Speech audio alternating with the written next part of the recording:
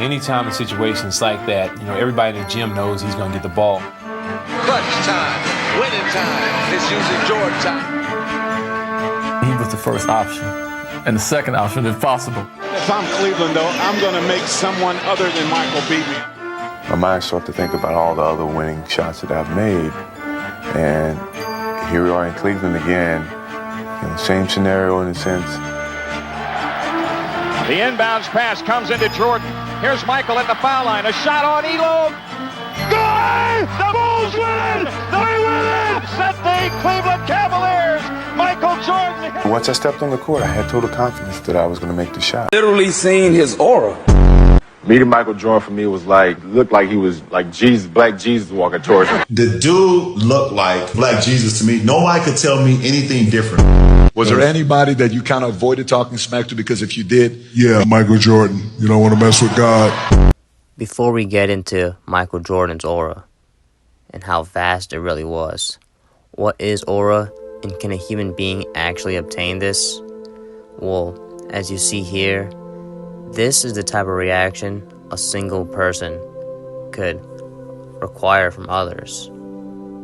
And though I don't agree with what's going on here at all, I think it's quite embarrassing.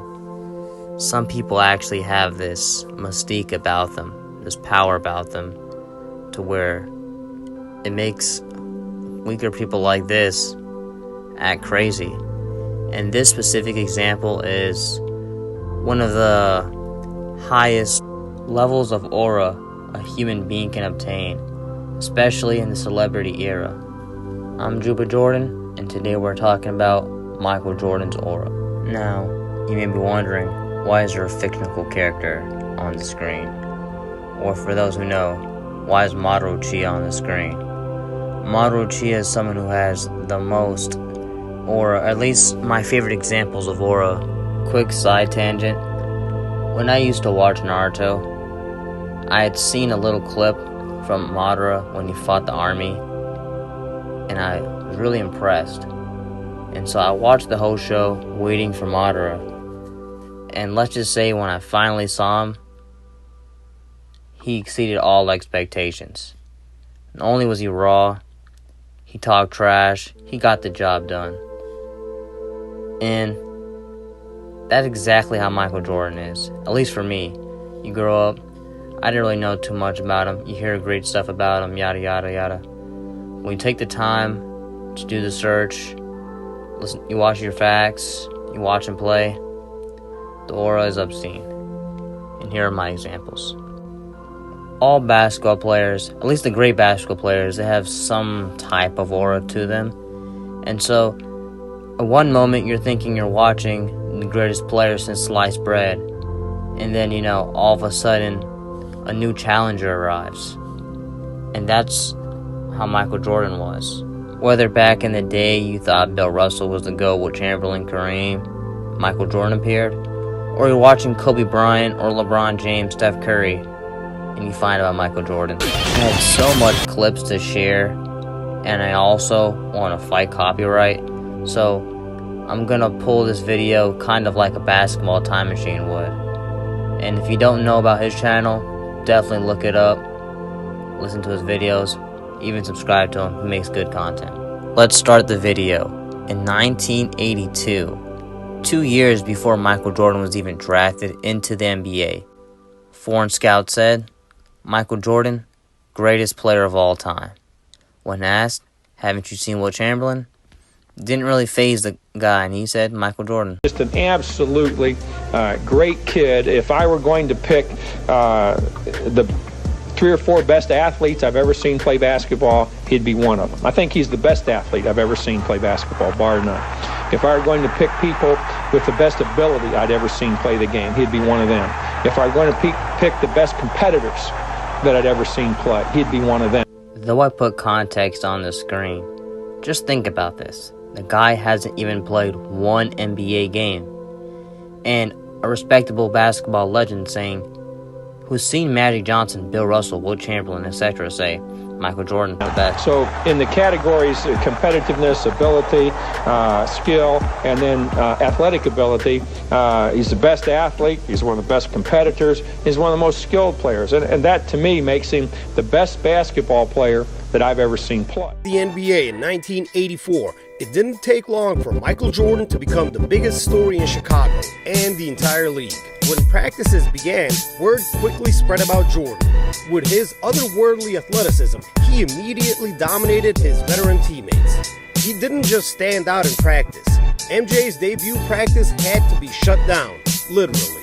Former Bulls vice president of ticket and premium seating, Keith Brown, who was the team's representative at the 1984 NBA draft, recalled that first day of practice. According to Brown, he and then Bulls GM Rod Thorne were having lunch in the Bulls conference room when they saw head coach Kevin Lockery walking around.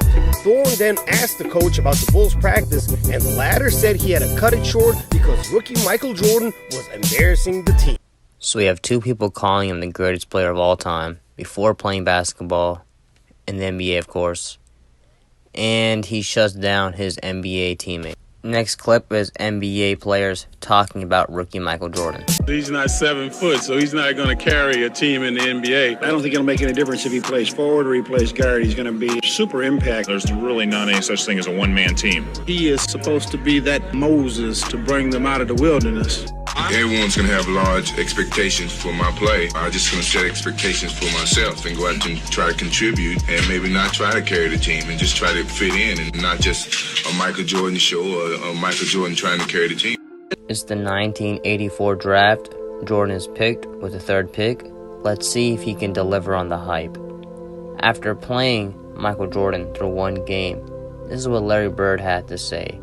I've never seen one player turn around a team like that. The Bulls are better because of him. Forget Michael Jordan becoming an all-star. Larry Bird saying not only will he be an all-star, but Orlando Woolridge. If you don't know Orlando, do some research on him. But big claims here. Larry Bird goes on to say how Michael Jordan will eventually become the face of the league. And this was his only time playing with him, or at least his first game playing against him. If you guys want to see a quick look at how good rookie Michael Jordan was, well, naturally, Michael Jordan will become Rookie of the Year over the likes of John Stockton, Olajuwon, Barkley. We'll skip over the 86 season due to a broken foot, but a highlight in the 86 season is, of course, 64 points, sophomore year, most playoff points ever. And this one pretty famous quote. That wasn't Michael Jordan out there. That was God disguised as Michael Jordan. We were playing the Chicago Bulls, and this is Michael Jordan's third or fourth year in. Okay. And we were playing an exhibition game in some obscure place. And most veterans do not like to play in exhibition games. They want to get to the real thing. I'm a wide-eyed, energetic rookie, and we're playing this exhibition game, and Michael's going through the motion. And Chuck Person, who's on my team, who's a trash talker as well, is like, can you believe Michael Jordan, the guy everyone's talking about, who's supposed to be able to walk on water, you're out here killing him, Reg. This is in the first half. He's like, you should be talking to him. He's like, you're right, Michael. Who do you think you are? The great Michael Jordan? That's right. There's a new kid on town, right? Kind of looks at me and starts shaking his head. So at half, I have 10, and he has 4 points, right? And I'm doing all this talking. He's like, okay. End of the game in the second half, he ended up with 44, and I ended up with 12. So he outscored me 40-2. And as he's walking off, he's like, be sure and be careful, you never talk to Black Jesus like that. I'm not sure if the famous quote from Larry Bird made this thing to say, but yeah, in 1987, Reggie Miller saying Jordan was called Black Jesus already by 1987. Okay, I'm so sorry. I'm so sorry, Black Jesus. Uh-oh. Chuck Daly's hot.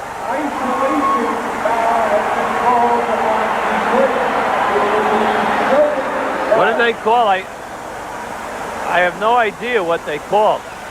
The Pistons were called for an illegal isolation offense on their last possession last half court possession anyway of the first quarter. Well, this rule was put in at the beginning of the year to keep 3 players from standing above the foul line on the opposite side of the floor, and then isolating and playing 2-man basketball by bringing a guy over like a Lambeer to play a pick and roll with Joe Dumars.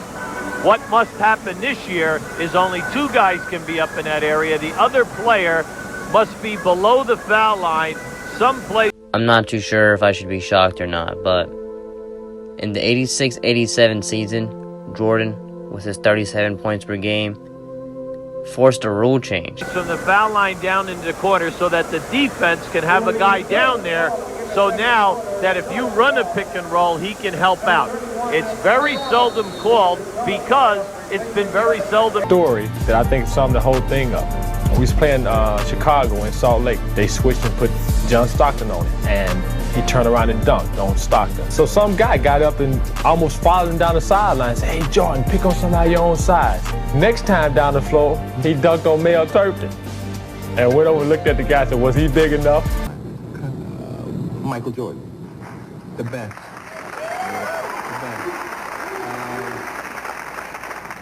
You know, Magic Johnson is my friend, Irvin. Absolutely. He's by far one of the best to ever pick up a basketball. But Arsenio, this dude there, yeah. Did you check him with? Sometimes I dream that he is me. Got to see that's how I dream to be. I dream I move. I dream I groove. Like Mike, if I could be like Mike. I wanna be like Mike. Like Mike, if I could be like Mike.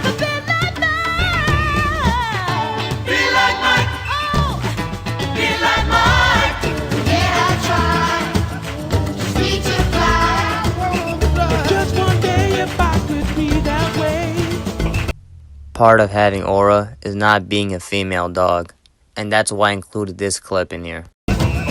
And then a purposeful bump of Jordan. Michael pops his top, grabs and slaps Miller upside the head. Miller got ejected. Up on you, you protect yourself with the best of your ability, and he definitely, at least he landed his punch. The shot against Cleveland, everybody knows it. No reason to really bring it into this video, but a lot of people don't know about the second shot in Cleveland. One of my favorite NBA moments, one of my favorite Michael Jordan moments. Enjoy. Anytime in situations like that, everybody in the gym knows he's going to get the ball. Clutch time, winning time. It's usually Jordan time. He was the first option, and the second option, if possible. If I'm Cleveland, though, I'm going to make someone other than Michael beat me. My mind started to think about all the other winning shots that I've made, and here we are in Cleveland again. Same scenario in a sense. The inbounds pass comes into Jordan. Here's Michael at the foul line. A shot on Elo. Good! The Bulls win! They win! Set the Cleveland Cavaliers. Michael Jordan. Once I stepped on the court, I had total confidence that I was going to make the shot. Up to Michael. 6, 5, 4. Michael strip, got it back. 3, 2. Michael falls, fires. Yeah! Does it again! I've seen him do a lot of things, but that one shot was just something incredible. As a teammate, as a player, probably as a fan, it was a nice moment in in Bulls history. Michael right over Wilkins and in his face, and the Bulls have swept the Cleveland Cavaliers. It was like time stopped for a few minutes to let the ball just soar through the air. Championship ring. The test, can he come up big, as Michael Jordan has in so many situations in huge ball games. So what you're saying is consistency alone is not enough. You have to rise above that to bring your team to the next level. Absolutely. Naturally, a player like Michael Jordan and the lore that he already received, this makes sense. But to be honest, it did shock me. A player who was able to get that type of respect from the commentary. And it's not just the commentary, but it's the competition that he's playing against. So when you look at everybody he's playing against, he's the one who stands out amongst all the guys. And when you watch the games, it's true. No one gets the amount of respect when playing, and no one deserves the amount of respect when playing like Michael Jordan. The praise does not stop there. This next clip involves Magic Johnson, the greatest point guard of all time, and Isaiah Thomas. Has to be in everyone's top 5. Joining us from the Magic Kingdom in Orlando, where he's with his kids at Disney World, Isaiah Thomas. They were the leaders of the last 2 teams to win back-to-back championships. Each was thwarted in their efforts to three-peat. Let's begin with you, Magic. You were quoted earlier in the week as saying that while the Bulls certainly are one of the great teams of all time and belong in the conversation, you believe your Laker champions of, let's say, 85 or 87, both teams beat the Celtics in the finals, either one of them could beat these Bulls. Well, because we had more weapons. I think that what happens sometimes the Bulls rely on Michael too much. And what I was saying, that if you get me in foul trouble and get Michael in foul trouble, take us both out, you would see what would happen. You know, our team would dominate them. I mean, who's going to stop Kareem? When you really think about it, it really doesn't make sense. You got Magic Johnson here, 5-time champion, multiple trips to the finals, considered already the greatest point guard of all time, and at this time there's no Steph Curry. And what is he saying? Michael Jordan, he's better than him. And if Michael Jordan had as good of a team as the Lakers or the Celtics, he's winning more championships. And he does it respectfully, not by diminishing his teammates, but diminishing himself, saying Michael Jordan's better than me, and my team is the reason why we would win. And we had so many more weapons. It's just we would beat them. Isaiah, your thoughts on your Piston teams that won back-to-back before the Chicago Bulls beat you in a sweep in the Eastern Conference Finals in 1991, and that started them on the road to their first of 2 in a row, now verging on 3. Could the best of those Pistons clubs beat these? And before I go, if you haven't been paying attention to the timeline, Michael Jordan only has 2 championships. So he does not have 3 championships. He's not three-peated, let alone the 6 championships he's already acquired. And why people consider, when we talk about the GOATs and they say, oh, Michael Jordan has 6 championships, that's icing on the cake. That's kind of thing to shut you up. But in 1993, you're going to see here, he was already considered the GOAT. So it's not about the 6 championships, not even about the 3 championships. With just the 2 championships, this is the type of compliments he received, the aura he had. Chicago Bulls? Well, I think it would have been a very interesting games in terms of matchups. I think the thing that really hurt us, if you remember, after we won our first championship, was expansion, and we lost Ricky Mahorn, and we weren't able to do a couple of other things that we wanted to do with the draft and everything else. So it would have been interesting to see how well our team would have fared against this Bulls team. But, you know, when you're talking about this Bulls team, you're really only talking about Michael Jordan. And, you know, you can't really say that, you know, our team would have beat him or the Lakers team would have beat him, because nobody really has found out a way to stop this guy. Now, sure, yeah, if you take Michael away and you take Magic away and you take me away and you take Michael away, yeah, then our teams are better. But the fact is, he's still there. It seems to me, though, that although teams peak at different times, when the Pistons were beating the Bulls, you had the right kind of defense. You were a tremendous defensive team and physical. You could rough the Bulls up. And with you and Joe Dumars in the backcourt, Michael really had to work on the defensive end. You were often running him into picks and wearing him out. Well, the thing that amazes me about Michael Jordan and about I think the rest of the players in the league is his stamina and his endurance. The thing that I wasn't able to do, the thing that Magic wasn't able to do, we succumbed to injuries. We didn't have the type of stamina, the type of energy level that Michael seems to possess every single night, whether he's playing against the worst team in the league or the best team in the league. He has an energy level that's unmatched by any other player or any other athlete that I've seen in professional sport. If you ever listen to First Take and Stephen A. Smith compare Michael Jordan's energy to Russell Westbrook, there's Isaiah Thomas kind of doing that right now. Whether it be basketball, football, baseball, track, tennis, his energy level is so much greater than ours, it seems, that night in, night out. He's there performing at a level that we frankly just weren't able to reach, and that's why he's there tonight, healthy and trying to three-peat, and Magic and I succumbed to injury. High praise, that's for sure. Isaiah and Magic, stick with us. We'll continue in just a moment after this from Prudential.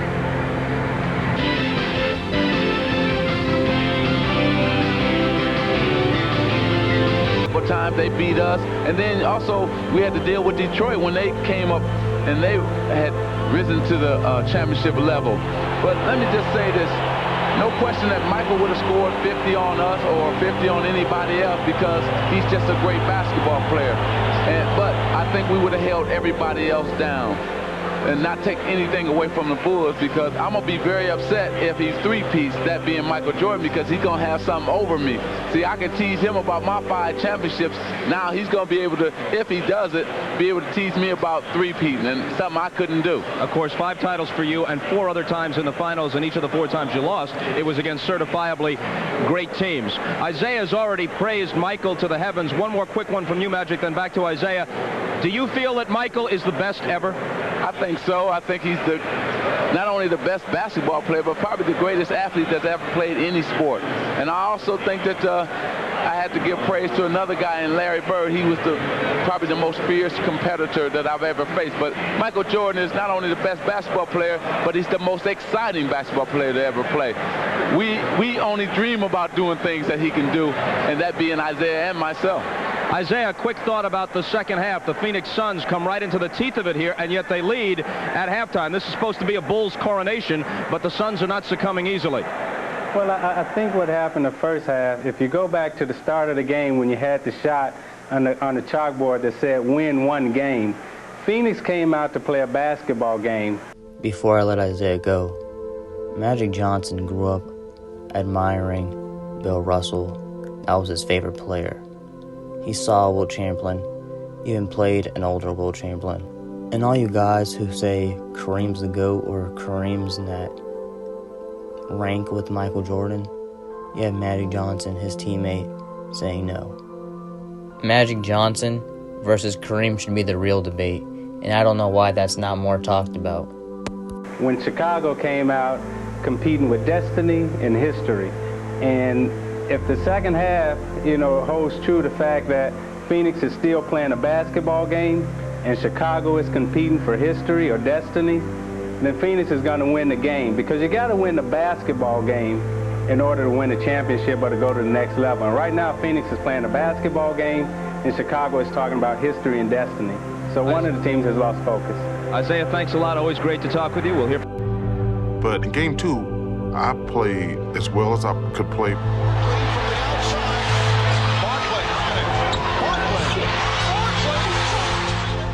And Michael just outplayed me.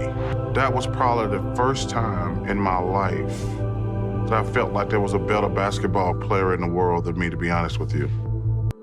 This next clip might be my favorite out of all of them. Setting the tone, Michael just beat the Suns. He got a three-peat. He has 3 championships, but he retired.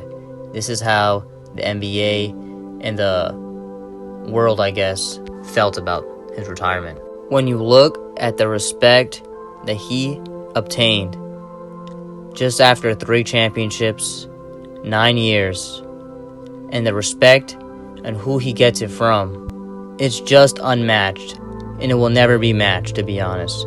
But they don't begin to explain just how great a player Jordan has been. From time to time, we've heard Michael's own thoughts on his exploits, but now we'd like to get the viewpoints of some of the all-time greats of the NBA. Peter Bessie went in search of the superlatives. To achieve unparalleled greatness, one must transcend time. One's abilities and accomplishments must be measured against those who came before. You could take your Russell arguments, your John Havlicek arguments, and throw them in the trash. To be great, one must improve upon existing excellence, and at the same time lead your team to ultimate success. To be the best ever, one must create a standard by which all others are judged. You are simply the standard by which basketball excellence is measured. I would probably call him the ultimate weapon on a basketball court. Offensively, defensively, inspirationally. He just stands apart. from every player I've ever seen. You're simply the best. Other great players. It almost always seemed that there's a flaw in his game. I don't think there's any flaw in this guy's game. He's the best defensive player in the league, in my opinion. He's the best competitor in the league, in my opinion. Just want to step in and say, don't ever disrespect Hakeem Olajuwon like that again. He's by far the best offensive player, in my opinion. He's the best clutch player in the game. He's got the whole package, and his skill level, on top of that enormous physical package, really sets him apart from the other players. If there was one area of weakness people thought was a weakness with Michael Jordan was his outside shooting. And Michael even went one step beyond. He even improved his three-point shooting, and now he's pretty proficient shooting from the three-point line. It's just impossible to defend him. The only thing I can see that's a weakness to Michael Jordan is the fact that if he shows up and he just don't want to play and then only score 30 instead of 50.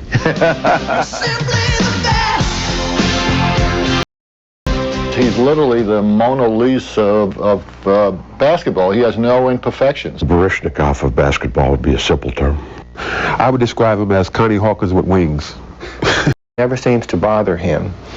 But also, what happens when you're that good, other players who are all-star caliber have a lot of courage also. You can see their courage go away when they're playing against him. He emotionally and mentally destroys players at times, and you can see it happen. 4 years ago, I was going into places like Chicago and Los Angeles and saying, Larry Bird is the best player I've ever seen, and they were throwing things at me, as you might imagine.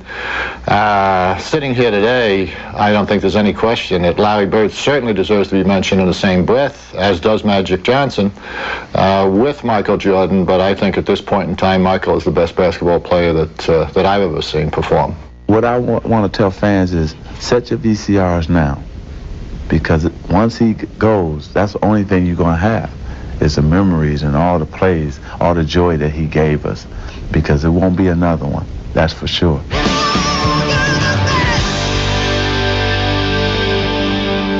Jordan is the best combination of basketball player and athlete that I've ever seen. I think a lot of guys have good basketball skills, but very few put that athletic skill with the basketball skill. And for me, he's the best that I've ever seen.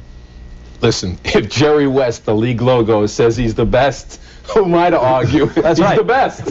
When you see the NBA logo, that figure in silhouette is Jerry West dribbling the ball. That's right. Jerry says that God sprinkled a lot more dust on him than anyone else. All right. When we come back, Internalize what was just said, what you just heard, from the players you heard it from, and buckle up, we got a lot more to go. Last Dance. I did not know Nick Anderson said he wasn't the thing. 45 is not 23. Oh, Lord. I would have said, man, y'all, you don't shut the fuck up. What is you doing? You don't get this man no feel. What did you do?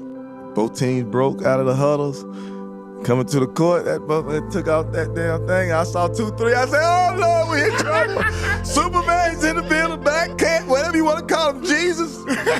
We in trouble tonight. So they end up winning game. They won game 2. Oh, Lord. When I saw that 2-3, I was like, ooh. My time out. Distant tonight.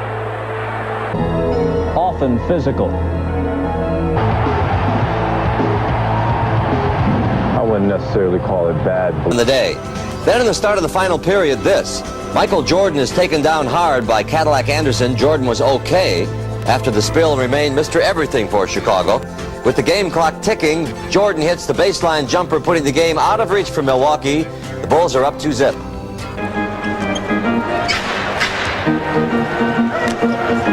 10-point lead for the Bulls. Todd Day contested that pass to Jordan in his Chicago ball. Emil Carr arguing that Michael touched it last. He came over to say Michael should get a technical, and he will get a technical. And when he elbowed Scotty and Scotty got that bump on his head, I think Michael kind of took it personally. And I think that set Michael off. Out this episode with Jeff Van Gundy. Well, I really don't want to revisit that again. I've explained myself a few too many times, actually. But I would just say this is that I have great respect for them as a group. But at the same time, I have my beliefs. I have never said anything that I don't believe. I believe everything I've told people, so I'm not going to apologize for anything I've said. And at the same time, I want to temper what I say from now on, because I want to, whatever I say, I want it to go to benefit our team and not hurt our team. Whether it did or not the last game, that's anybody's guess. But I just want to make sure I temper my honesty a little bit more, say what I say to help our team, and leave the rest alone. Well, Jeff Van Gundy intended to send a message to his team, and that was, don't show too much respect to Michael Jordan. But Michael is a master at the mental game, and he turned all of that around in his favor. Michael Jordan got 51, and the Bulls won, but by only a point. Knicks coach Jeff Van Gundy made a few comments that may have fired up Jordan. Ahmad Rashad got Michael's response. I try to make the game perfection. I try to make it a perfect game for myself. His way is to befriend them, to soften them up, to try to make them feel like he cares about them, and then he goes out there and physically tries to destroy him. Van Gundy said that I was a con man, which I've never seen con man used in a polite or respectful way. For some reason, league-wide, it's important to be liked by him. I have no idea why. You take negative criticism and take it in a positive way to go out and prove a point. I'm sure that Michael will use this for motivation. Goes right around the screen. Top of the circle jumper. MJ has really got it cooking. Fakes a couple times. Fades. Fires. You bet. Long jumper.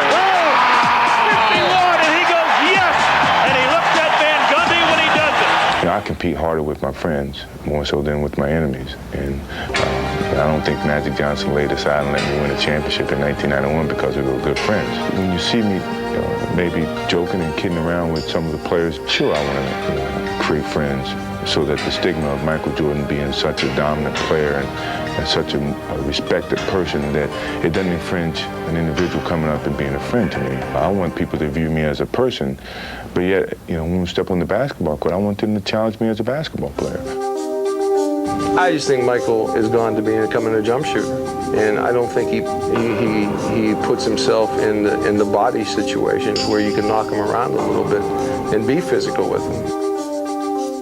For these criticism, I think a lot of the times it's the motivation for their players to give themselves up or raise their level of intensity towards me.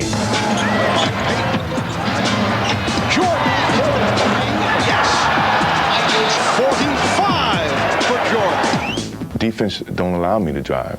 They give me the outside shot. If you look at most of the scouting reports in the league, a lot of teams will say, well, force him left or make him take the outside jump shot.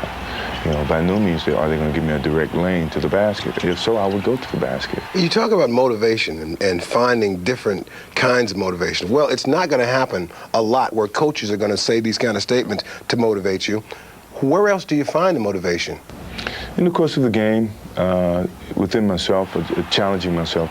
You play a team that's not, above 500. It's a natural tendency to have a letdown. So the challenge is, don't go with the natural tendency.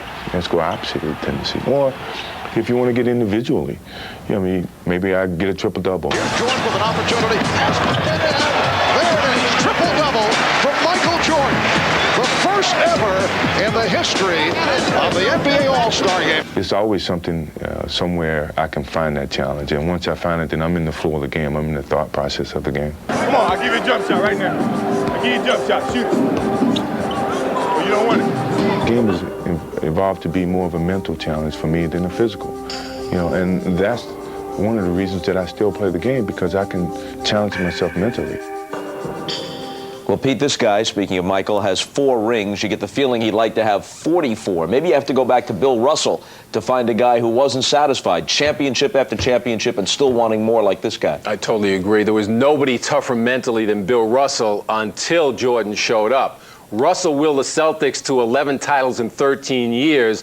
Jordan searches for some thought, word, or deed from an opponent or an opposing coach to rev himself up. Bird did it differently. He would trash talk an opponent, stir them up, incite them, make them play harder so they would make him play harder. Hi again, thanks for letting your SportsCenter cartoon characters flow. Alongside Rich Eisen, I am Stuart Scott. Coming up, the Rocket looks for an even dozen. Would Seattle rain on his parade? We'll forecast the U.S. Open for you, but first, a new meaning to feeling under the weather. Yeah, feeling under MJ's spell. NBA Finals 2-2. First it got personal, then it got squeamish. Maybe it was an innocent question from Michael Jordan. Is it Byron or Brian Russell? But it drew Russell's fire. Brian responding, is it Michael or Michelle? Ooh. Now on the one hand, you got to give Brian props for not backing down, but on the other, yo, B, that's Mike. I mean, Jeff Van Gundy called him a con man, and MJ lit up the Knicks for 51. But before Russell could get a crack at Jordan, the flu hit Michael before Game 5. Maybe it was takeout food. The Bulls' Park City dwelling in Utah does not have room service. But at 5:10 Utah time, Michael got to the arena. A touch of the flu after sleeping all day. It's not like a player like LeBron is humble and that's why they wouldn't say a thing like that. It's because they don't have the balls. More aura for Michael Jordan. Though I could have added and or continue on Michael Jordan's career, I'm going to end it here and start with the retirement. That wasn't Michael Jordan out there. It was God disguised as Michael. The following clip is a tribute video to Michael Jordan after his second retirement. Enjoy. About him is his attendance. I bring this out because he played 13 years. 1 year, 17 games because of baseball. The year he plays 18 because of a broken bone in his foot. Then he played 78 games 1 year. The other 10 years in cement. 82, 82, 82, 82, 8 times, and then 81 and 80. You could put him in there. Pain, injuries, flu, what have you. He could raise his game in the last 30 seconds. Quick point, it's not that other players couldn't raise to the occasion. Michael Jordan did it every single time. And gave me enormous props in the paper afterwards. Matter of fact, I had it laminated and it's like huge on my wall because Michael Jordan said I played him defensively, me, right? Defensively as well as anybody had all year. Reggie with a steal. Michael on his back. But of course, I had to deal with the next time he came into New Jersey, you know, and I'll just put it to you this way. These are really going at it. That'll count if it goes, and it does. He had 50 going into the fourth quarter, and I had fouled out. What can I tell you? Away what you see. But with Jordan, because you never knew what spectacular feat he'd pull out of his, bag of tricks, you just had to react. Oh, what a play by Michael Jordan! So that when you see it, if there's a wow or did you see that, then it would sound natural because he was unnatural. I said, say something about me on it. He says, Bob, thanks for the help. Michael Jordan. It's framed and on my wall. We played him Friday night in Atlanta and Saturday night in Chicago. And on Friday night, I had a pretty good game against him. I don't know what he scored, but it wasn't his normal Jordan numbers. And didn't shoot a great percentage. I blocked his first 2 shots. And he didn't like that, obviously. And after the game, we're in the locker room. And the Bulls are going to their bus, and they go past our locker room. Michael walked past the locker room, and he backs up because he sees me sitting in my locker, and he reaches his head in and looks in and says, hey, Doc, that was a great game tonight. And he just left. And all the guys in the locker room started laughing because they knew what was to come the next night. And it was funny going in that game. I was thinking, I'm going to do it again. I'm going to show him. I didn't show him. It's so hard to say goodbye to yesterday. Maybe somewhere down there in a grammar school, dribbling someplace right now, is the next guy. Maybe the next guy is in his college level. Maybe some young guy has that talent now in the league. But let's see it blossom. And let's see him make his team a winner. because with the acceptance of Michael Jordan came the winning. The winning changed the world view of Michael Jordan. Winning gets it done. So Tar Heel Kenny Smith getting his tears all over my shoulder here as he watches the retrospective on Michael. Give me some memories of this guy. I'll just start with you, Kenny. I was looking at Reggie because I set Reggie up one time. There was a game, the day before the game, Michael comes in town, and I told Michael, I said, Reggie used to said he was the man in Chicago before you got there. He was the man. It's like, well, I'm going to give Reggie 50 tonight to show him who's the man tonight. Well, at the end of the game, he had 49. He came back and he apologized to me for not having 50. Will we beating the Bulls this year, or will it not be the same without Michael there? I don't think it'll be the same, you know, because if you beat Michael Jordan, it's like beating Jesus, and you know you can't do that. Or beating Lucifer, I should say. You know, Michael Jordan is Jesus in tennis shoes. So if he's gone, it's just like beating F on anybody else, like the Houston Rockets. Yeah. With Michael Jordan, it was never too early to talk about GOAT status. As you see here, no matter the age, Michael Jordan wins. These next couple of videos are just more example of his aura, his dominance, his reverence, and his respect. And unfortunately, I got a sprained ankle, you know, and so... Did you say fortunately you unfortunately, do? Oh, okay. Unfortunately. I enjoy guarding Mike because he was, you know, the one thing I did with Mike is I never got him pissed off. You know, he make a shot, you say, good shot, Mike.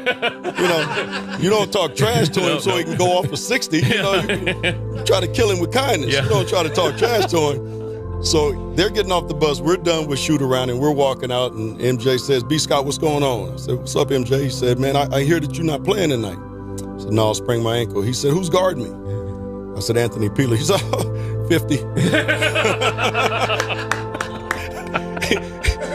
So I told Anthony Peeler, listen, MJ, he's probably going to go for about 50 tonight on you. So just don't piss him off. You know, just be cool. He ended up with 54. When I was a rookie, my very first game playing against Michael Jordan and the Bulls. Oh. And we had a guy named Greg Minor guarding him. And, you know, it was a little dust up. Greg's playing hard. He's playing, of course, you got to play as hard as you can. It's MJ. Right. It's opening night. My mom at home watching, the kids is watching, everybody watching. So they got in a little scuffle. MJ's going to the free throw line. And he looks at Greg and he says, I should make you take my shoes off. I looked down, I didn't even realize it. I looked down and he got the Jordans on. So I said, oh man, this is my first game ever. I said, this is what I got to look forward to. You learned a valuable lesson though. Stay tapped in. I'll be reacting to this movie shortly. It's one of those movies where it really caught me off guard. You have a little kid, he gets Michael Jordan's powers, and all these players just let this little kid be better than him because he has Michael Jordan powers. I think it's pretty interesting. It was 50 a game. How many points a game would Michael Jordan average if he played in this league, this style, the way they play now? 10 more than his highest year. 47. MJ would get 50. Phil Jackson said this when he was promoting his book years ago. If Mike played today, he would average 45 in his prime. Easy. You believe that? Mm-hmm. If Michael played in this era, he'll average 50. He averaged 50 points. I don't know why you guys discuss the GOAT. Why you discuss the GOAT? Not afraid, but nervous that you were going to be embarrassed by guarding somebody in the NBA. No, I looked at it. I mean, I love guarding Jordan. You know, it's when I was with the Suns. That guy was so great, not only offensively, but defensively. If he wanted to score on you, he's going to score on you. If he didn't want you to score, you weren't scoring. Wow. It was a challenge, and I loved it. I think that was, you know, you knew you were going to get scored on, and just tried not to get, you know, as you said, embarrassed. And that's why I never said anything to Jordan. My whole philosophy of playing Jordan was to talk golf. To ask about how his drives and putts were, and that's all I did. Smart. I was like, hey, Mike, how's the game? What kind of ball are you playing? What clubs he's using. I'm just trying to keep him mellow, so maybe he'll give me 35. Yeah. Because if I piss him off, he's going to give me 55. Right? So I'm just talking golf. So I didn't know that was one of his motivations, and now it kind of makes sense. Were you guarding him on the defensive side? We kept on switching.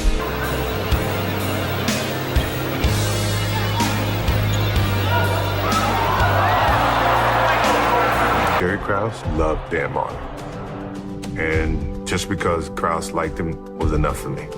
You think he's a great defensive player? Okay, fine. I'm gonna show you that he's not.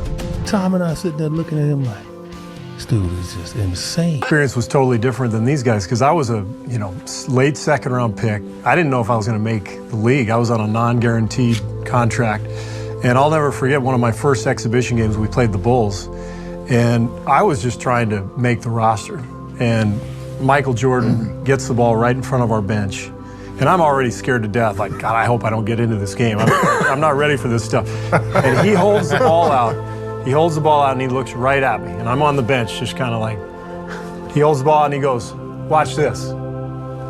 And he turns, he went right around Dan Marley, bam, dunks it, looks back at our bench and just starts laughing. And I'm looking like, there's no way in hell I can ever make this. Now I really don't want to. I thought he looked at you and said, 10 years from now, I'm going to throw this to you. Yeah. There are many moments I wish I saw basketball-wise, especially I wish was recorded, and this tops the charts. I've always, since the first time I heard this interview, I always wanted to see, how has this actually been done? How much is this exaggerated? And if I ever saw any of the players mentioned in the story, this is something I would definitely... Did you ever get involved in trash talk with Jordan? Thanks a lot, Jimmy. I just wonder, because you don't seem like a trash talking kind of guy. I'm not, and I never talked trash, but one time in my entire life. With Jordan? With Jordan. Oh, all right. First ever time ever talking trash. So we're with the Dream Team. Okay. And for 3 days in a row, we had came into a tie because what Coach Daly did, he split the team up East versus West. So Barkley, Jordan, Larry Bird, Pippen, and Patrick Ewing all played in the East. Wow. And then we had the West guys, myself, David Robinson, Malone, Mullen, Drexler, and John Stockton. So we would play every day, tie. So this is the fourth day. And we got out on them about 12-2. And I said, Jimmy, his eyes got big. Usually that tongue come about right here, now it's way out. He broke the huddle, he hit a three, and he's looking at me. So he came down again, hit another three. So the greatest shot, now I've been involved in all three of them. First, Dr. J walked out in air, out of bounds. Oh yeah, reverse layup, under. Right. Michael Jordan in 1991 came down on us with the right hand, tongue out. He switched in midair to the left, spun it against the glass. Now this is the greatest shot I've seen. He came down the right side, took off. David Robinson took off, and he said, "Okay, I'm gonna just sit here in the air." Because I know David Robinson is gonna go down. So David Robinson went to the ground. He 360, tongue moving, and dunked it. In a practice game. In a practice game. And I was like, oh my goodness. And I was just stunned, and all of us were stunned to see him hang in the air that long and 360. Michael Jordan is so incredible. There'll never be. The moral is you should not talk trash to Michael Jordan. Yeah. Thank you. You say 360, you mean like it was like full, like this, all the way? Jordan or LeBron, who's the GOAT? I would be like, Mike gotta play me one-on-one. I low-key think Mike's so competitive, bro. Mike could come out of retirement right now to play LeBron and do one-on-one. it. Hell yeah. And take an L. Calm down. Again, with context and clarification, LeBron James' teammate right here saying Michael Jordan could beat LeBron James. When he said right now, he's referring to an older Michael Jordan. And this is LeBron's teammate that helped him, 3-1 comeback, Cleveland Cavaliers, all that, etc. Don't take a serious L. You know how Mike Jordan plays? You've never seen him just sitting down and just get up in his street clothes. And every time you think, like, this can't dunk no more. But don't you think the level of competition has been a lot more insane for LeBron? Are you being serious? The first time he went against the Spurs, that was before Kawhi. That's like peak Manu. So you think Mike and Scottie wasn't going to blow that out? He played a Thunder team with Kevin Durant, Russell Westbrook, and James Harden in the finals. Who was going to guard Mike on that Thunder team? It wasn't going to be KD. He don't want to do it. Who was going to guard Mike? Scottie P was going to guard KD. Mike was defensive team. He was going to take Russ. Who we got to deal with? James Harden. He's so cute. 1982. And to see him become what everybody models themselves after. And I've gone years of saying, he was the best in the 90s, Dr. J, Oscar Robertson. I just had to admit it. You know, I'm not going to get to do this again. He was the greatest basketball player in the NBA history. And I don't know if anybody is going to even come close. The moment was different. But the moment when we walked in the room and you actually saw Kareem, you actually saw Jerry West, Magic. You're like, oh, I'm on this team. But the moment was when MJ came in. When he came in. I ain't never. You talking about aura. Let me tell you something, when he walked through. You know when the coolest person walk in the room? Yeah. It's like he sizing everybody up. That's old dog right there. Oh, you shooting that? We go play 1-on-1 million right now. Damn. That was right away. And that's the moment I was just sitting there and I'm like, I'm listening to Jordan and Magic talk shit. Really talk. Yo. Like, put your sneaks on, let's go right now. Yeah, I'll tell you something right now. Oh, they serious? That go. Did he know you were a wounded animal? He go first. And I'm blocking his shot. Like, I'm locking him up. Like, I'm doing my thing again. I blocked his shot like 3 or 4 times. Like, I'm having my way against him defensively. Now, granted, he's 40 years old, but I'm feeling good about myself. So, fast forward a month later, we're in D.C. My ankle, we go to a doctor in Baltimore, and basically he tells me I'm done. Like, my ankle's, once again, it's not healed, it's broken, I have to have surgery. But I wanted to play against Jordan one last time. And so we're playing the Wizards. It's a TNT game. Wait, Thursday don't you night. want to go out where you dominate him and you're blocking his shots? I'm just thinking, my ego. Like, I'm thinking, like, I had him the last game. I don't need this left ankle. Just give me some. I only need one ankle. Give me a bunch of Motrin. I'm gonna go out here. And when I tell you, he torched me in that first quarter. Like, literally, he gave me 20 points in the first quarter on the same play. Like, he just ran the same play every time and did this, and I could not guard him. And so, literally, I checked out of the game at the end of the first quarter, and I didn't even go to the bed. I just walked back to the locker room. Like, I was done. Like, literally, probably did, because he went at me every. And he didn't care. The same move. Like, he didn't do anything different. It was the same move, and I had nothing for him. Jordan probably had your x-rays in the locker room. He probably did. He probably knew exactly. I'm surprised he didn't send somebody for me to come back out. He showed up. And when we get in the hallway, you see MJ walking towards us. And I just remember the reaction. We're talking about aura. He's walking, and there's more cameras on just him by himself than it is on all of us. So, Jordan or LeBron? Hands was sweating, my ass was sweating and shit. So I get up, and I'm like, yo, Mike, what up? And the wine glass was, and I just, boom, knocked it over, and it broke. I was like, oh, shit. But he was cool about it. Like, he was like, yo, young fella, you all right? Like, you know what I'm saying? Go sit back down, you good. Out there. I'm not sure people really know how good this guy is. They usually concentrate on the fact that what a beautiful dunker he is. If he didn't dunk a basketball, he would be as great as anyone that ever played this game. I feel like I'm the most fierce competitor there is. I don't think I'm ever going to find something to equal the game of basketball. Basketball is my love, always have been. I can't ever envision an ending of something like that until I'm dead and gone. The Chicago Bulls pick Michael Jordan. I've always felt that when it was all said and done, that Michael Jordan was the best player ever to play the game. They talk about guys being competitors.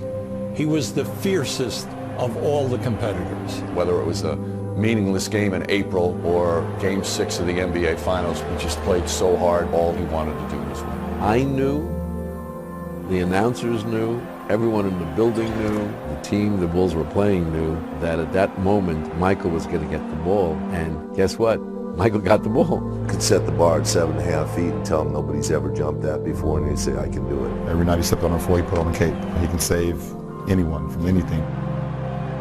North Carolina came to Cameron Indoor Stadium to play against Duke. During the game, Michael hit his head on the backboard. He had to stop the game. And when we broke the huddle, we kind of looked at each other going, do we have to go back out there? That guy just hit his head on the backboard. We played a game called Chicken where we'd start out at the three-point line, go in and try to dunk on each other. Believe it or not, I actually dunked on Michael Jordan. He probably would deny that, but I did. When I hear your name, I think of how much I detested you because we could never get over the top. Right now, I would go up to him and just grab his neck and just... As a fan of the bad boy Detroit Pistons, I was so elated when we eliminated the Bulls a couple of years, but when the Bulls finally got over the hump, I felt like I was in the line with Isaiah and Lambeer and the rest of the crew that walked off the floor and didn't shake the Bulls' hands. Ask him who wears number 23, he'll say Michael Jordan. I chose the number 23. One of the reasons was because of Michael Jordan. He was the blueprint for how to make a lot of money as a personality and as a personal brand. The other day we were going through a walkthrough and there was 15 guys in the room and 13 of those 15 guys had on Jordans.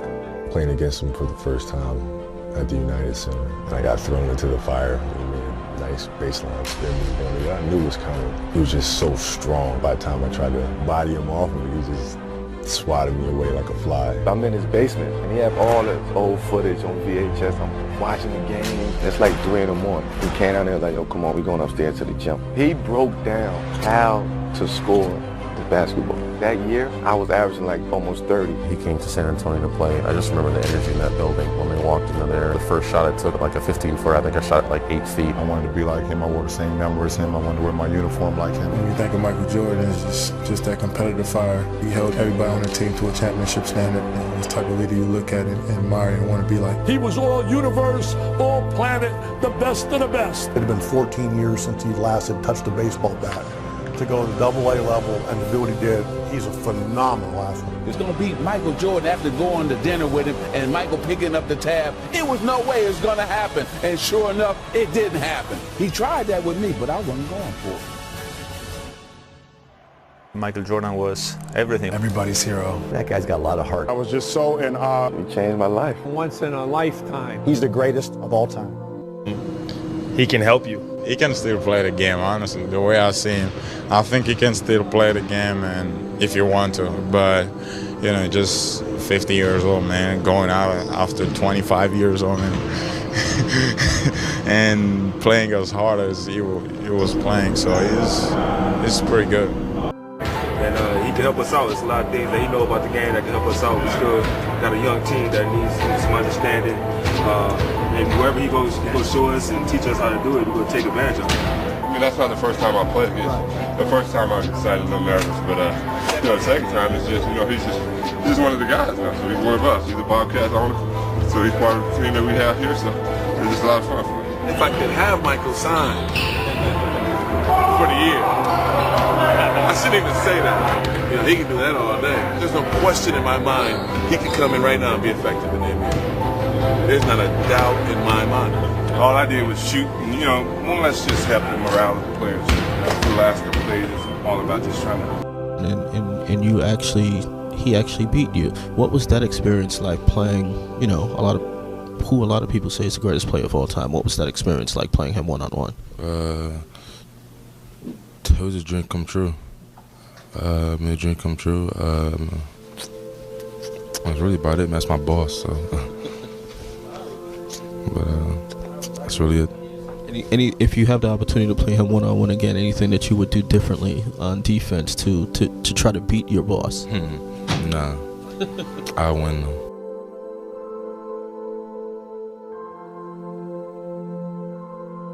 Respected and revered. MJ was feared. You know the difference. You scared of MJ? Yeah.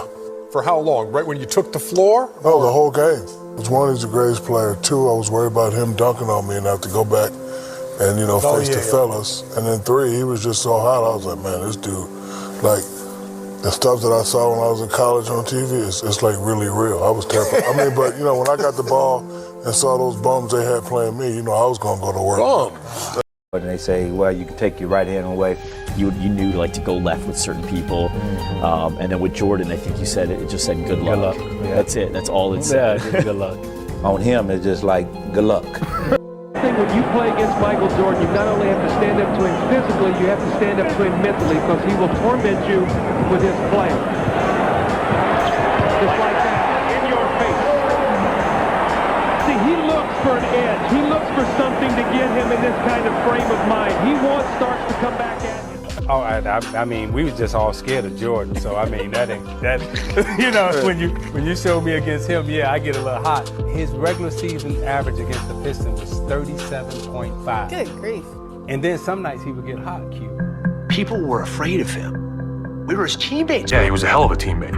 He was pushing us all to be better because he wanted to win. I mean, exactly. He just had this charisma on top of all the gifts and skills and mentally, you know, how great he is. I mean, playing against him, the one thing that I think that he was unlike any other player I've ever played against is that there was a real fear playing against him. Like people, I've never seen who, you know, has come since then. You know, that was a different feeling when you're playing. Kobe, not saying that you had to switch it up, but I didn't have that fear. Yeah. You know, Mike would have, you know, you better bring your game. Fanem wszystkich koszykarzy NBA. Dziś ponownie. The response, I mean, there was a great picture from the Portland paper. Michael walking onto the floor with our team, and there's a single file line, and you see in the background all these kids standing, taking pictures and like reaching out to touch him. It's like, I compare it to biblically about people reaching out trying to touch Christ's garment. It's like they just want to touch him. I'm never going against Jordan, dog. I've never seen, I thought Michael Jordan was Jesus Christ, like playing to be Michael Jordan. I swear to God, dog. It's like playing against MJ your rookie year. Shaking in my boots. First time. shaking in the first time I had the guard. I'm like, yo, this, man, first of all, let me go back. 1997, MJ them in the playoffs. I think they played against the Hawks, right? I'm at the game, playoff game. Bruh, I got an opportunity to go in the back by the locker room after the game.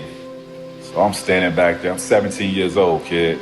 I've never been around NBA players like this, or even, you know, I've never been around somebody like MJ. So I'm standing back there, kid, and Pip comes out. All these players start coming out. Mike comes around that corner. Bruh, I ain't gonna lie to you. The man had a glow, bro. I swear, Mike, dog, that shit is real. I believe it. That shit is real. Hey, KG said the same thing. You just feel his energy. He don't say shit. You feel that energy.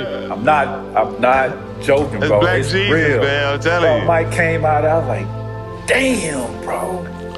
I ain't know what to say, man. I was like, that's MJ, dog. That's MJ. So fast forward, I'm on the court with him for my rookie year. It took me about a quarter to get over the fact that this Mike. You know, you want to be fast like Isaiah, and you want to shoot like Bird, you know, rebound like Barkley, pass like Magic, be dominant like Shaq. But man, I wanted to be like Mike.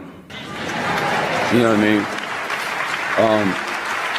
I remember the first time I played against him, and I walked out on the court, and I looked at him, and for the first time in my life, a human being didn't look real to me. You know what I mean? Like, I don't know if y'all watch the Chappelle show, but he talked about a certain incident where he seen somebody sing Rick James, and like I literally seen his aura. Like it looked like he was glowing.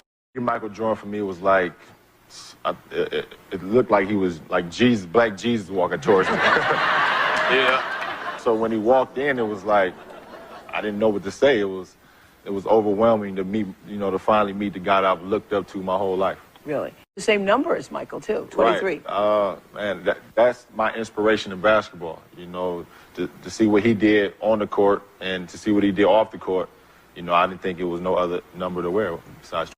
The way that he approached the game, the way that he led his troops when he went out on the court, and his never say die attitude, man, was something I always looked up to. The first, so I'm growing up and I'm watching, you know, this guy Michael Jordan. I think all you guys know him. I think. So I'm growing up watching this guy on TV every day, and I'm like, wow, you know, he's an amazing basketball player. Hopefully someday I get an opportunity to meet him. So. I think it was my junior year in high school. I go up to Chicago and I go to a gym called Hoops where he plays basketball in the summertime. And I didn't know he was going to be there. But I seen him walking towards me, and it was kind of like he was walking on air. I had to pinch myself. Is that Michael? Who? And it's like he was like Black Jesus to me. Like I was like, one of the best feelings I've ever had. Did he know of you? Well, yeah, I think he did. He called me a young fella, of course, and just basically told me to keep working at it, and someday I can get to the NBA. I was a junior in high school, so, I guess he told me something right, and I just kept working at it.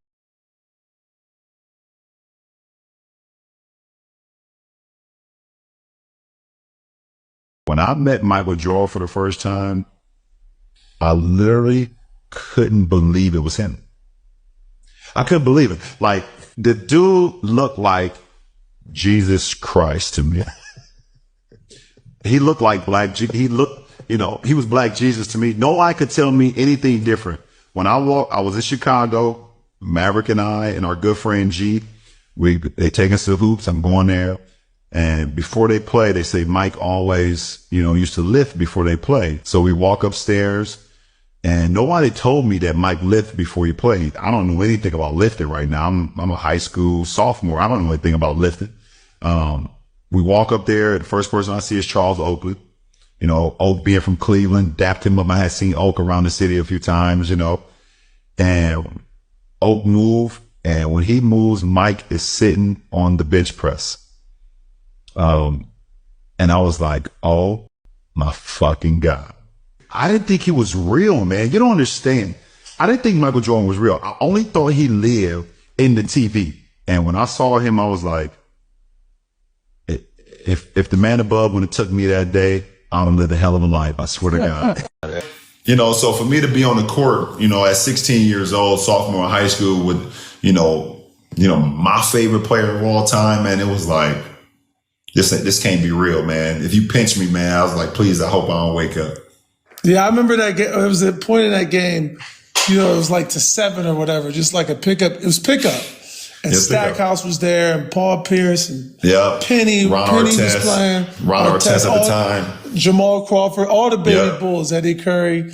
But Mike and Twine were like, they split them up. They were kind of the captains of each team, and they wouldn't stop. And Mike hit a game winner in the game, just like Brian said, with the foul, same Utah foul in the pickup. Same thing.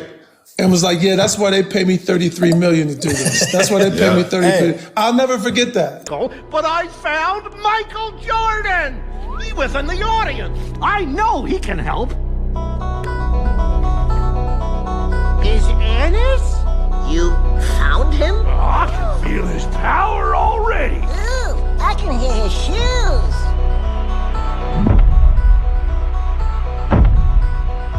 At guard, 6'6" from North Carolina,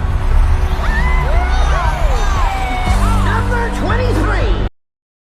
That summer, I start going there, working out with him, playing with him, and he was just like his aura. It was like a ghost. He doesn't seem real, does he? I swear to God, he had the orange joint. Hey, listen, I'm not even laughing at this. You ever look into the sun? Don't do this, but look into the sun, and if you look into the sun and look back at something, you're gonna see like a green, right?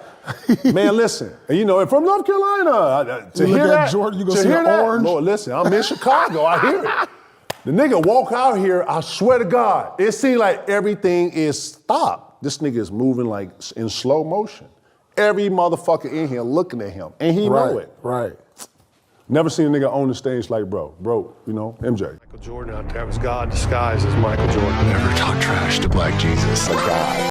When talking about facing Jordan during his prime, Charlotte Hornets legend Glenn Rice described the experience like facing someone with superpowers. Rice and Jordan faced each other 29 times, with MJ holding a 25-4 winning record over Glenn. Oh my God, it was almost like you're playing against God, but we all know that can't happen.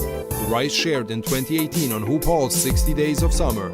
And the reason why I really truly believe that Michael Jordan is the best player to ever play the game of basketball is because you'll never find a competitor who is as fierce on both ends of the floor like a Michael Jordan. Michael Jordan is my GOAT. You're Michael Jordan. You're the fucking man. He's the greatest that ever. Name an athlete who is more influential than Michael Jordan. None. In their sport. None. Look at Jordan's.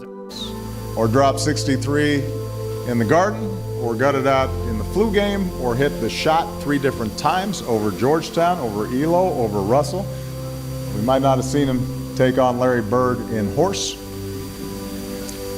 or lift up the sport globally along with the Dream Team.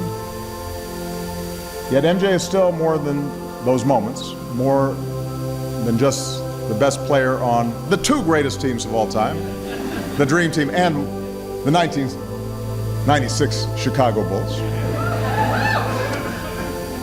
He's more than just a logo, more than just an internet meme.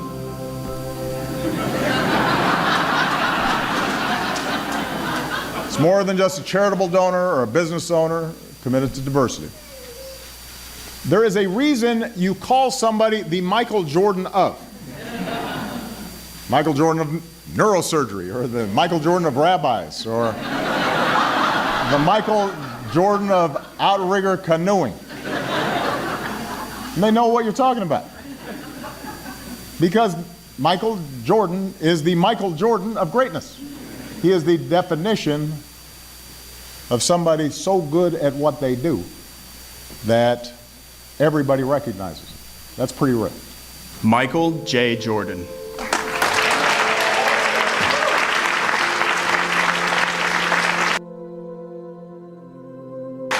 To see Michael Ocho, and I tell people this, and you look at, as a matter of fact, Damon, go listen to Damon Lillard say when he saw him at the 75th anniversary, he said he didn't say anything to him, so he couldn't believe it. Right. Ocho, this man doesn't seem real. He's the only man that I've ever met. He doesn't seem, he seems mythical. He doesn't, I know that's Michael Jordan. I'm looking at him, that's a man. Right. But Ocho is something about, man, he levitates.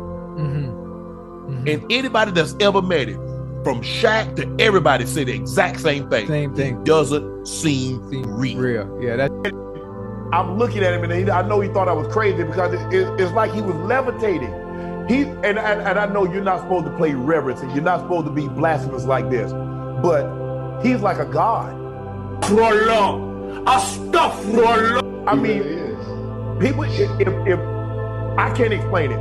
And everybody else that's ever met him, even superstars from Shaq and to Jordan, Shaq to LeBron, everybody else that's ever met him has said the exact same thing, that he doesn't seem real. It's like he's levitating. It looks like there's white smoke around him. I promise you, it's something else. Man, I'll never forget my first time. I talked about it in my Hall of Fame speech, and I wasn't lying at all, man. He didn't look real to me. I know I was starstruck. I know I was starstruck because, like I said, I talked about the Charlie Murphy Hollywood stories, and he talked about Rick James and how Rick James walked in the room and he saw like the orange, like his aura. Yeah. You know what I mean? Yep. I saw that. Like, I looked at that man and he didn't look human to me. Yep. You know, I'm looking at him like, damn, he got on the Jordans. You know, he don't even have on the before the game. But when that ball went up and somebody hand on an elevator, he was on there with his first wife, Juanita, back in Atlanta, the Super Bowl. And I'm looking at him, and he probably looking at me like, this dude weird. I know who he is. He like, but look how he looking at me like, I'm like, he like he was levitating. He didn't look real. Tina, what does the scouter say about his power level? It's over 9,000! The killer. Okay. I've spoke about Michael Jordan many times. Never met him, don't know him, don't want to meet him. I like him too much. I respect him too much. Who was, in your mind, your game you were playing? Well, I love Michael Jordan. What you get from me is from him. Who are you all sporting? Michael Jordan. Why him? Que James por basketball, Miles. No, bueno, porque me parece a nivel deportivo lo más grosso que hay. Pero una de las personas que yo aprendí con los I've never seen people react like they do to him. In every corner of the world, there was someone who just wanted to see. It's Michael Jordan! Michael Jordan! I want to be like Mike. Negative aura. We've seen Courtney Lee, we've seen Dwight Howard, LeBron James set up once again for a photo finish. So amazing, so amazing. 6-point lead. I couldn't make this up. This was one of the highlights that they put on for the game. This was a Eastern Conference Finals matchup between the Magic and the Cavs. I was originally just watching Dwight Howard game, trying to see, how good he was to stand in the third, and it really surprised me.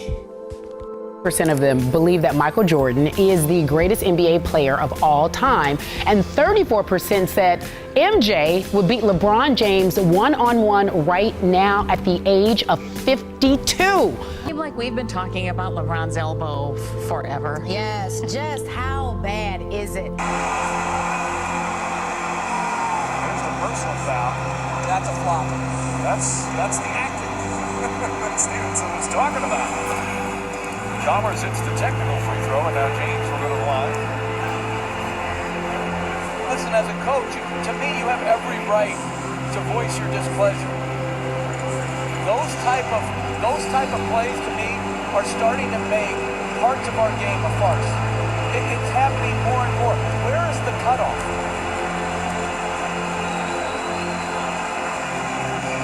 Slightest contact, the guys going down and flailing their arms.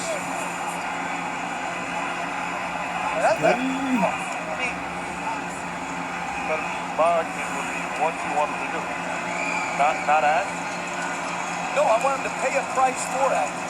I want there to be a severe penalty so that every time I go back on the film as the dean of discipline, and I watch every game and every possession, those flagrant acts of acting, I am hammering. You can't give yourself a Okay. Who is your GOAT? Who is your player, best player of all time? Michael Jordan. Yep. And don't tell LeBron. And there you have it. Whether it be the president of the United States or the president of the NBA, it doesn't really matter. Different time, and I think the respect level that I know guys had for Michael Jordan, it was certain things you were going to say you weren't going to say to Michael Jordan. Right. In the public media. Now, there were things behind closed doors.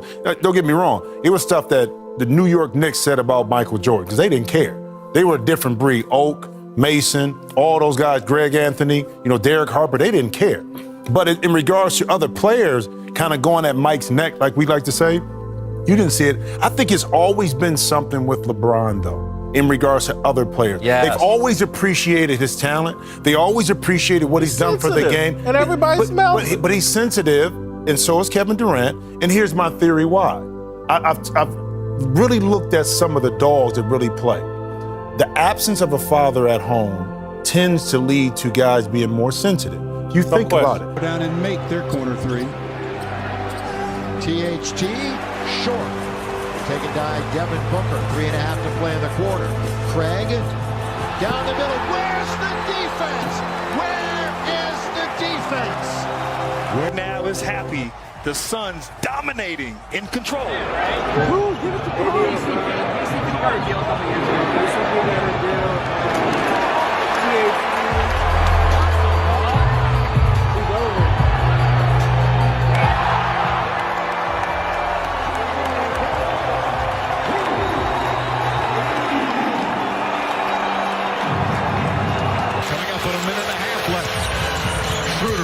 down the lane, layup shot, no good. Ayton, the rebound, hands it off to Booker. 17th rebound for DeAndre Ayton. Here comes Chris Paul, and the Phoenix Suns will give it to Kuzma, triple. Rebound, Booker. 6 of them. Down court. Guys are going to run away from Joakim Noah, who's going to dunk this basketball. Been on the 81 tape. I mean, honestly. Now, look at LeBron. Watch his effort right here. Now, he turns it over. He's still not in the play yet.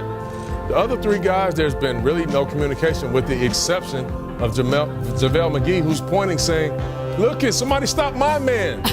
Jalen, you started playing basketball at maybe 7, 8 years old. You learned how to stop the ball first. LeBron misses a layup right here. Now, Kyrie is further back than LeBron. Watch how this play ends up, Jalen. LeBron at least wiped his chest. First of all, LeBron's not even in the picture yet. Putting the onus and the pressure on KCP to have to decide. Do I go run to Kyrie?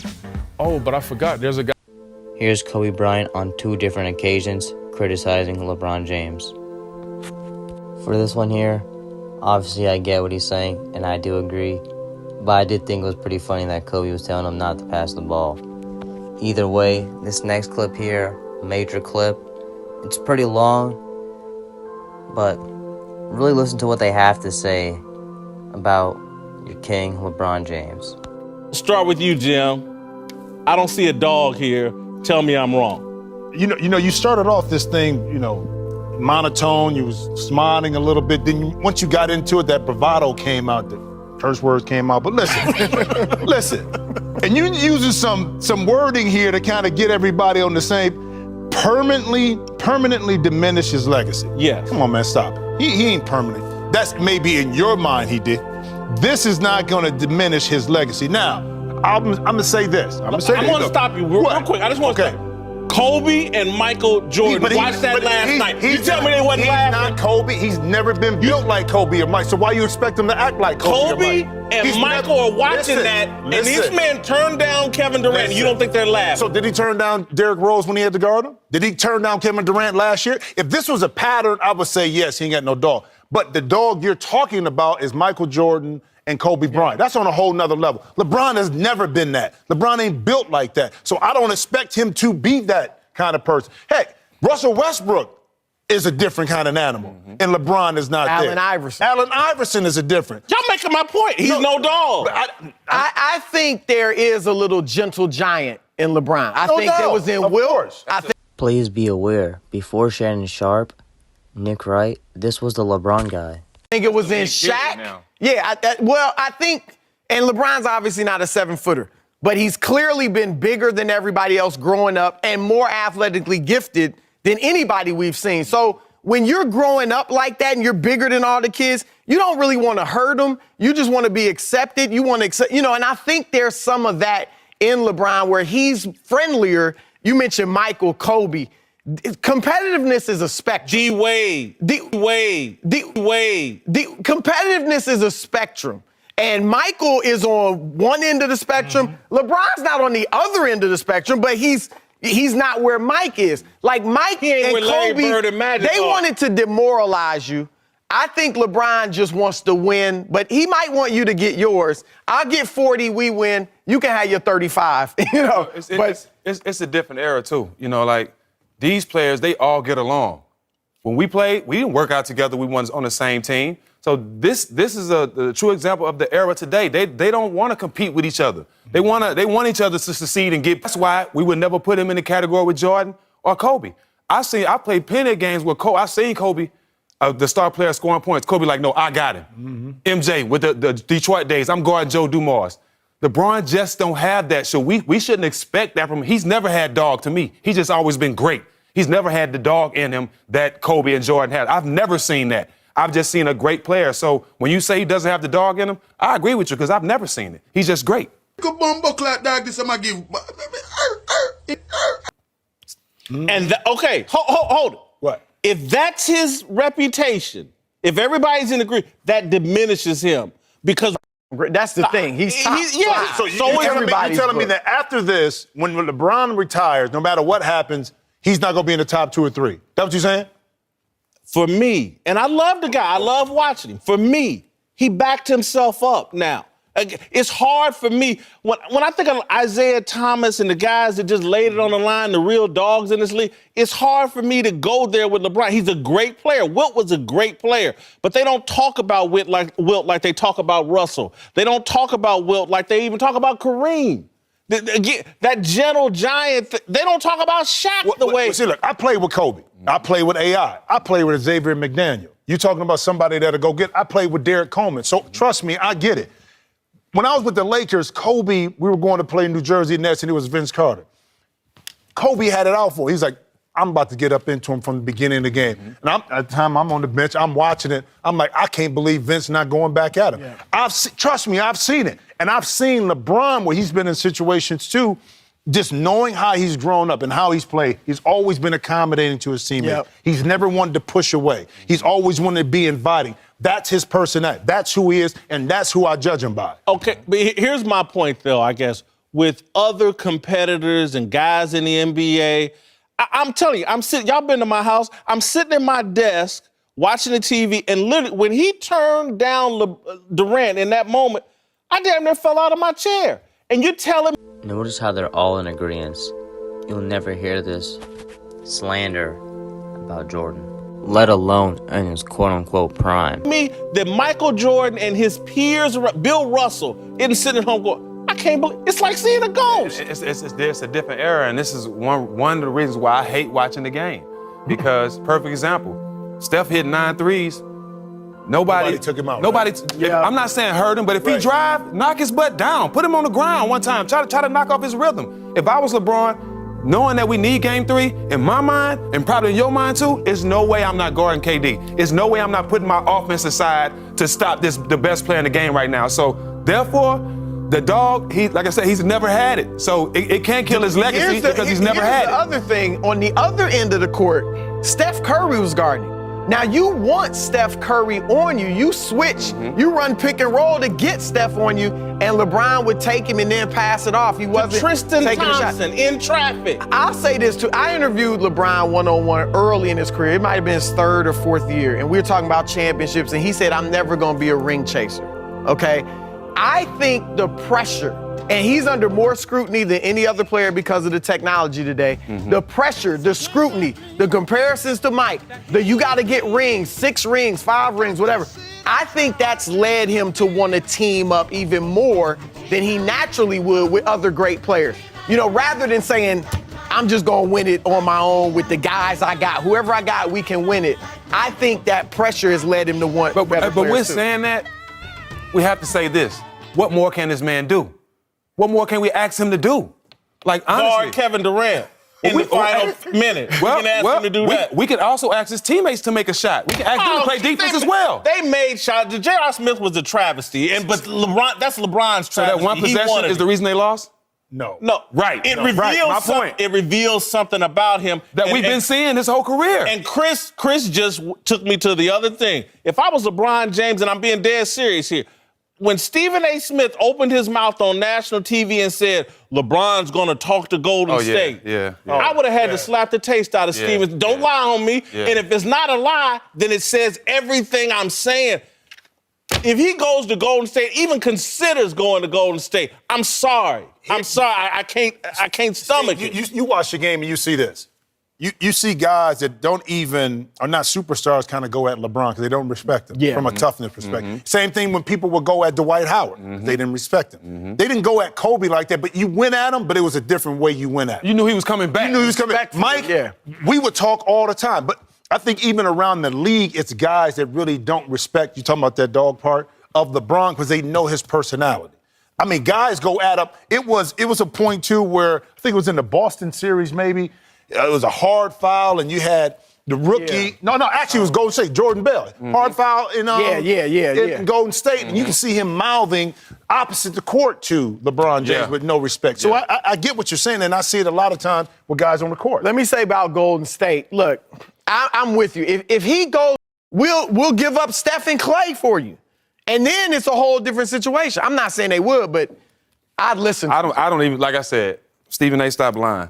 I don't even think that's true. I don't think that's even in the back of LeBron's mind of going to Golden State. Why is it out of the realm of possibility when I just watched the man lay down for for Durant at the end of the game? He didn't lay down. He didn't lay down. He didn't lay down, man. Those rings would be meaningless. Show the video again. No, seriously, show the video again. There's no reason to walk away from Kevin Durant.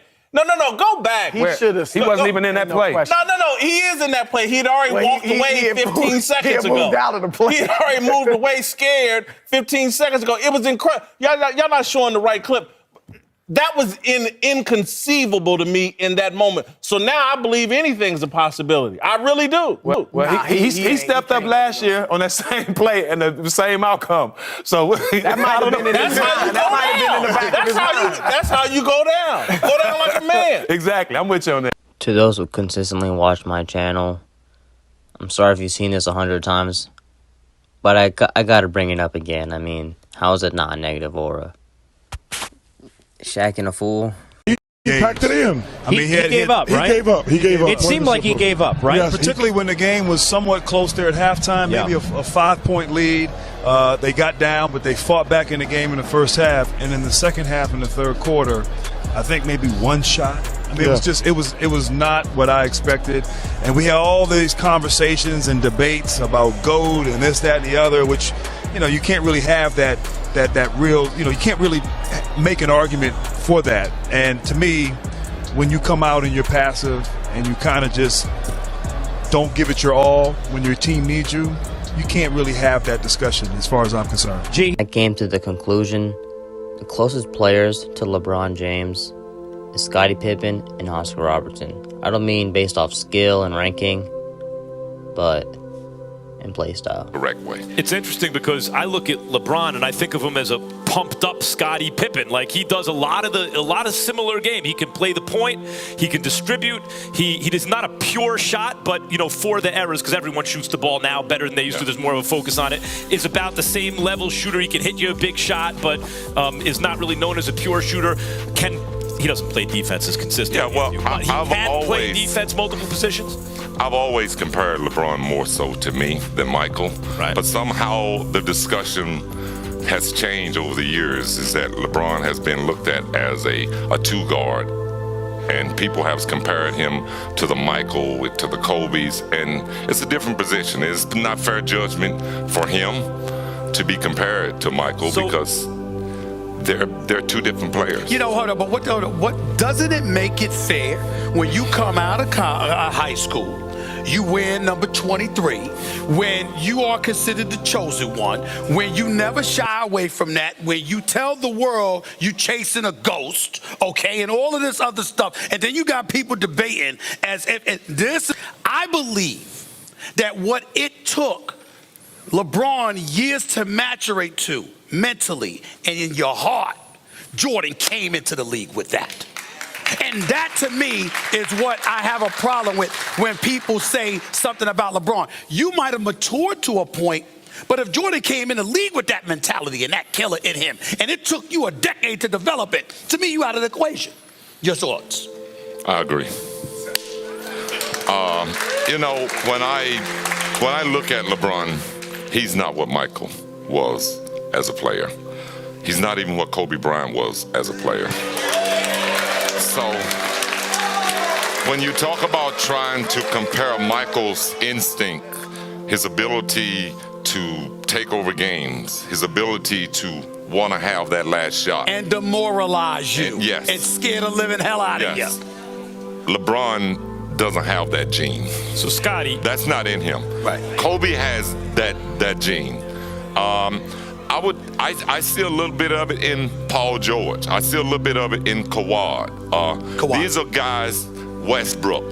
These are guys, I saw a quote that Westbrook made the other day that he was born with a certain gene. Right. Not too many kids have that gene. Mm-hmm. And if they do have it, they're not willing to bring it out. He said he was born with, I don't give a... Yeah. Westbrook is the only one I can definitively say is more of a dog. You can make the argument for Kawhi Leonard. So not too many players go on the basketball court with that. And I can sit here and say today that I watched LeBron the other night, and the game was on the line. And he made little or no effort to go after the ball.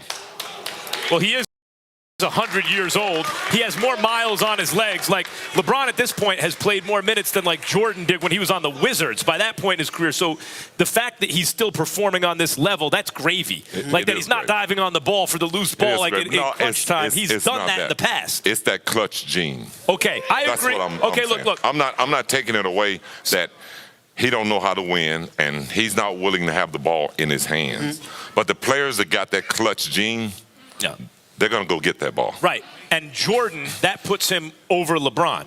But LeBron is better enough than everyone else you just mentioned that he's over them in spite of not having that clutch gene, right? That's the only thing that I knock LeBron about is not having that clutch gene. Right. But a lot of players don't have that clutch gene. And a lot of players don't have that opportunity to even develop that clutch gene. Before I get into the last clip, here's my challenge. To the people who love LeBron blindly and the people who hate Jordan blindly, my challenge is you find me people in Jordan's time playing basketball disrespect him the way they just disrespected LeBron James. It doesn't matter. We know Stephen A. Smith is someone who constantly gets called out for not criticizing LeBron James. He's going to criticize him hard here. You have Max Kellerman. He says Michael Jordan's a GOAT. You saw he tried to make excuses for LeBron, not trying to make clutch plays due to age. I told y'all about Chris Broussard. Most of y'all should know about Chris Broussard.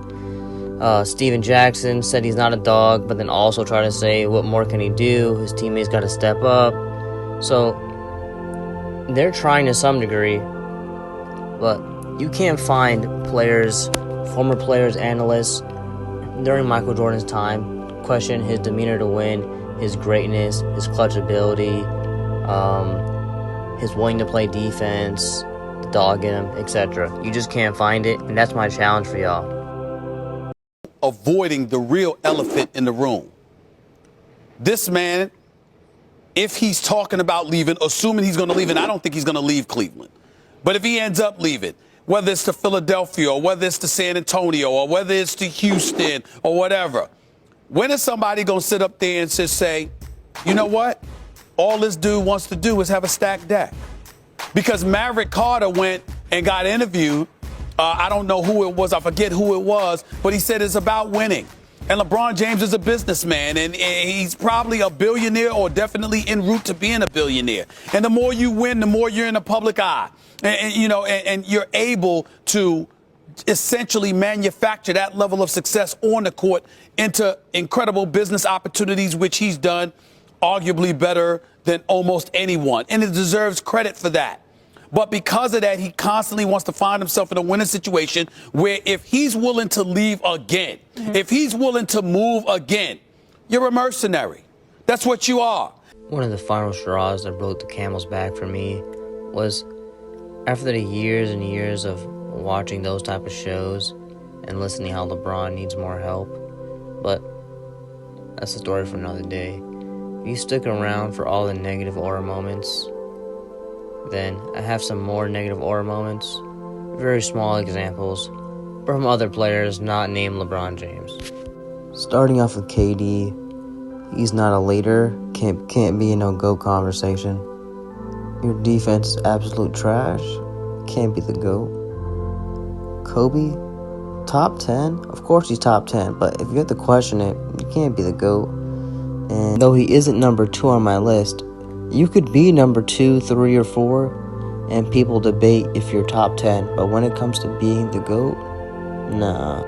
And you legit can't even take anything serious from this man here. I mean, does he not know that power forwards play center nowadays?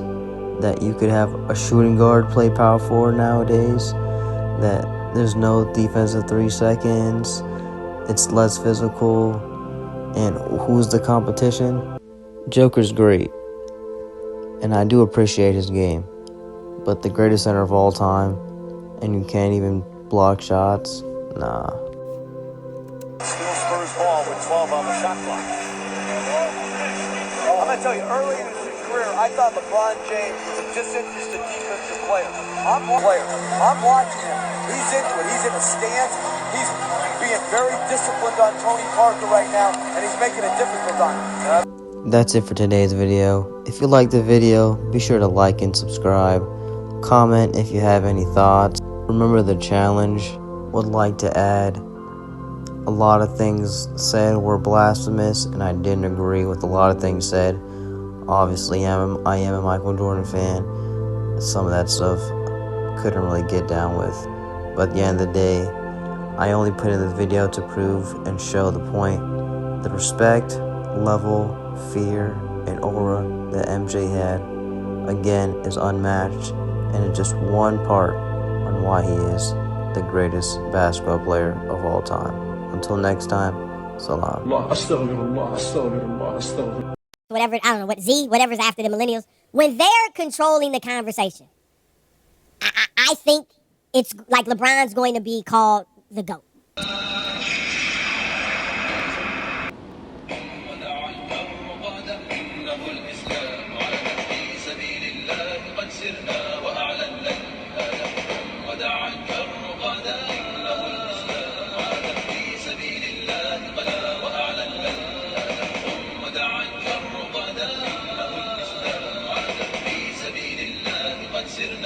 LeBron excuse rebuttal. What you do is you're explaining away to me why Kevin Durant. Absence of a father at home tends to lead to guys being more sensitive. You think about it.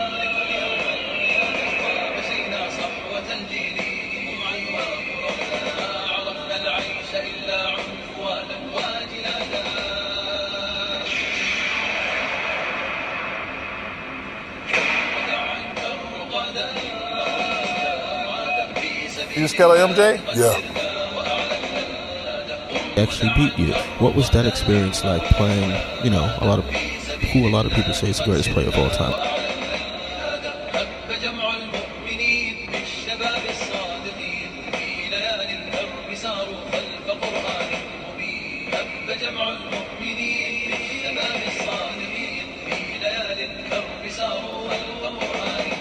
Then what you see happens here.